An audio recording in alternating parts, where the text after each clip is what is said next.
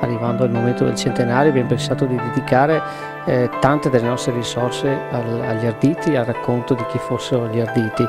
In particolare questa mostra ha voluto dare un omaggio veramente importante a quei soldati che per primi hanno liberato Moriago nell'ottobre del 18. Quanti visitatori avete avuto in un mese? Ma è difficile contarli, sicuramente la mostra è stata molto apprezzata perché ha dei contenuti veramente di valore, quindi i visitatori sono stati parecchi senz'altro.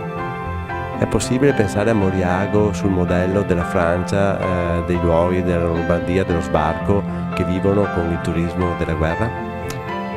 Sarebbe molto bello, io dico che l'Italia da questo punto di vista ha molto da imparare, anche Moriago senz'altro.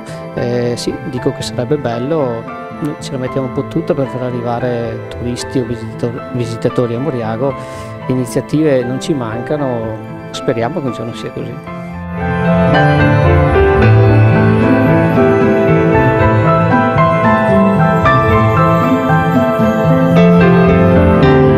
Ci troviamo nella sala consiliare del comune di Moriago della Battaglia. Qui è stata allestita una splendida mostra dedicata agli Arditi. Sembra di tornare indietro di 100 anni. A fianco a me uno dei curatori, Carlo Bianchi, che ci accompagnerà in questo affascinante viaggio. Carlo, cominciamo? In questa vetrina possiamo vedere degli oggetti particolari, unici, che erano dati esclusivamente agli Arditi. In special modo gli oggetti che li distinguevano erano il petardo Thévenot, si tratta di un petardo molto a raggio ridotto d'azione, 5-10 metri, veniva lanciato e immediatamente dopo lo scoppio l'ardito saltava dentro alle trincee o alle postazioni e riusciva a neutralizzare l'avversario. Un altro particolare strumento che utilizzavano erano i pugnali, che non avevano niente a che fare con le baionette tradizionali.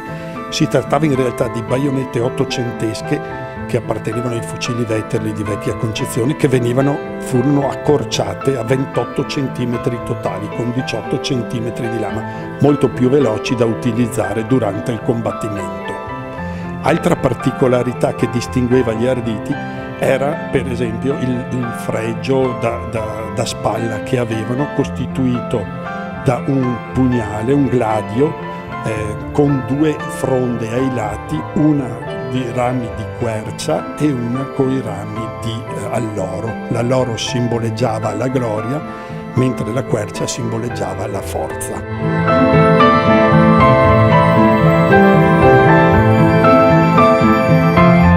Questo è un pezzo molto particolare, si tratta della mitragliatrice leggera Villars Perosa. Si tratta di una mitragliatrice che riusciva a sparare 2 caricatori da 25 colpi ciascuno nel breve lasso di tempo di un secondo.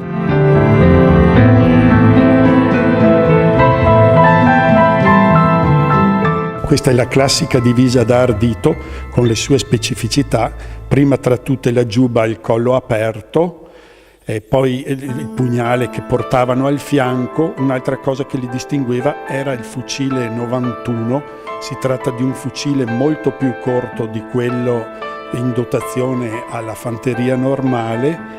Avevano anche dei pantaloni da ciclista bersagliere, fasce mollettiere e gli scarponi, quelli che erano in dotazione anche alla fanteria normale. Questa bacheca è dedicata a padre Reginaldo Giuliani, che fu il cappellano per eccellenza degli Arditi. In questa bacheca possiamo vedere molte delle sue pubblicazioni e anche qualche oggetto a lui appartenuto.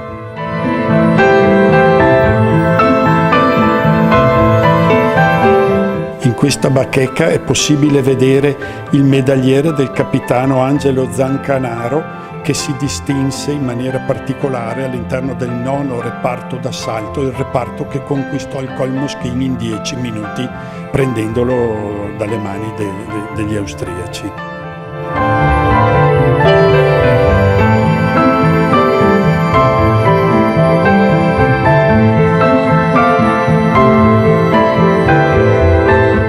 chi ha ereditato la tradizione del nono reparto d'assalto, del quale continuano a portare il nome, sono i paracadutisti d'assalto del nono reggimento Col Moschin, che hanno sede a Livorno. Questa è la divisa appartenuta al capitano Sant'Edorigo, un solighese, comandante del 29° reparto d'assalto. Fu dal 26 al 28 anche amministratore del comune di Moriago della Battaglia.